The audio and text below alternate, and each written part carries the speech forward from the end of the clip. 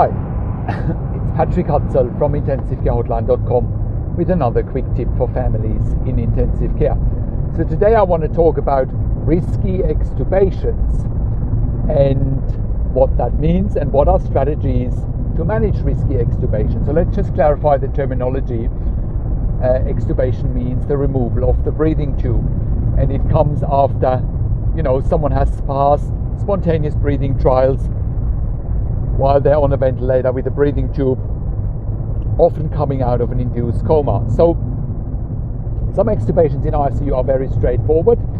Someone is passing the spontaneous breathing trial, they are awake, they are alert, they can obey commands, they can have a good cough, they can take deep breaths, they have a good gag reflex, and they can swallow. That is what I would refer to a straightforward extubation or removal of the breathing tube, right? And keep in mind, I have worked in critical care nursing for nearly 25 years in 3 different countries, where I worked as a nurse manager for over 5 years, and where I have been consulting and advocating for families in intensive care since 2013 here at IntensiveCareHotline.com as part of my consulting and advocacy.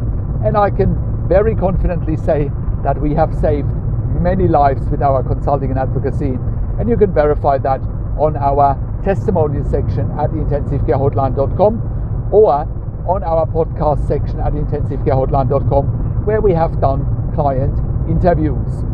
So let's come back to quote unquote risky extubation. So we clarified what is a straightforward extubation, what is a risky extubation. A risky extubation could be if there's airway swelling. So let's just say a patient is ready to breathe, they've passed spontaneous breathing trials, their blood gases are good, their x-rays look good, they are awake, they can obey commands, they have a good strong cough, but they've got airway swelling, which means that if the breathing tube is taken out, there might be airway swelling, potentially closing the airway, right? And people would literally suffocate. So how can you check for that?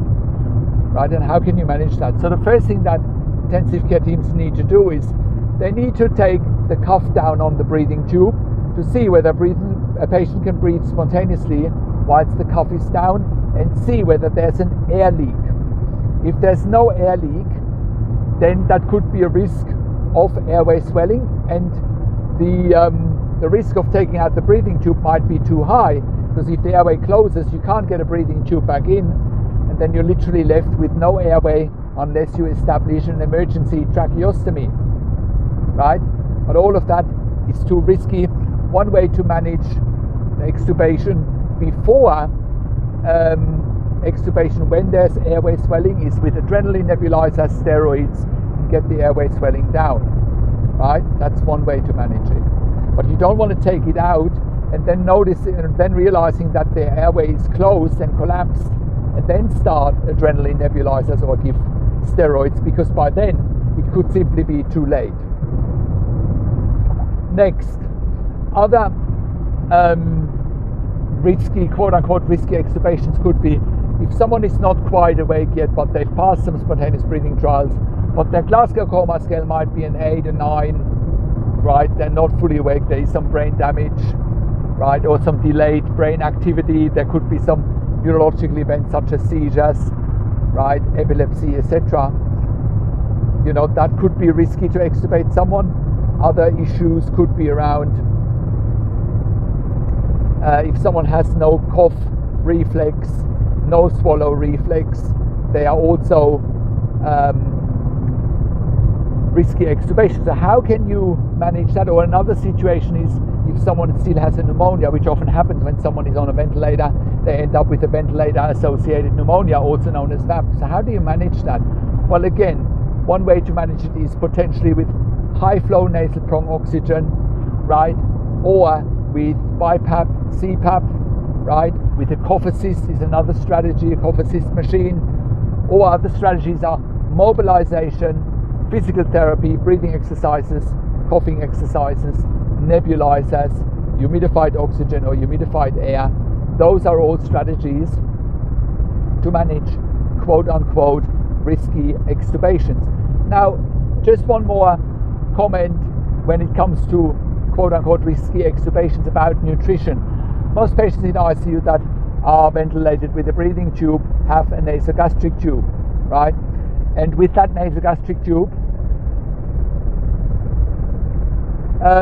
nutrition can be established, enteral feeding can be established. Now, pre and post extubation, feeds are often off for a few hours, making sure there's an empty stomach, the risk of aspiration is reduced, and so forth, right? But feeds should be started as quickly as possible again after extubation, right? A critically ill patient needs nutrition. Studies have shown that without nutrition in critical care, right, the risk of, complications is increased. So nutrition is not negotiable, right? So I hope that explains to you what risky extubations are and how to manage them. And because we get so many questions from families of critically ill patients in intensive care, that's why we created a membership for families of critically ill patients in intensive care. And you can become a member if you go to intensivecarehotline.com, if you click on the membership link, or if you go to intensivecaresupport.org directly. In the membership you have access to me and my team 24 hours a day in a membership area and via email, and we answer all questions intensive care related. In the membership you also have exclusive access to 21 ebooks and 21 videos that I have personally written and recorded, helping you to make informed decisions, have peace of mind, control, power, influence, making sure your loved one gets best care and treatment always. I also do one-on-one consulting and advocacy over the phone, Zoom, Skype, WhatsApp, whichever medium works best for you, and I talk to you and your families directly. I handhold you through this once-in-a-lifetime situation that you simply can't afford to get wrong. I also talk to doctors and nurses directly, and when I talk to doctors and nurses directly with you, I ask all the questions that you haven't even considered asking, but must be asked when you have a loved one critically ill in intensive care. I also represent you in family meetings with intensive care teams. We also do medical record reviews in real time so that you can get a second opinion in real time. We also do medical record reviews after intensive care if you have unanswered questions, if you need closure, or if you are suspecting medical negligence. And all of that you get at intensivecarehotline.com. Call us on one of the numbers on the top of our website, or simply send an email to support@intensivecarehotline.com with your questions. And if you like my video and my videos, subscribe to my YouTube channel for regular updates for families in intensive care. Click the like button, click the notification bell, share this video with your friends and families, and comment below what you want to see next, what questions and insights you have from this video. I also do a weekly YouTube live where I answer your questions live on a show, and you will get notification for the YouTube live if you are a subscriber to my YouTube channel, or if you are a subscriber to my intensivecarehotline.com email newsletter at intensivecarehotline.com. Thank you so much for watching. This is Patrick Hutzel from intensivecarehotline.com, and I will talk to you in a few days. Take care for now.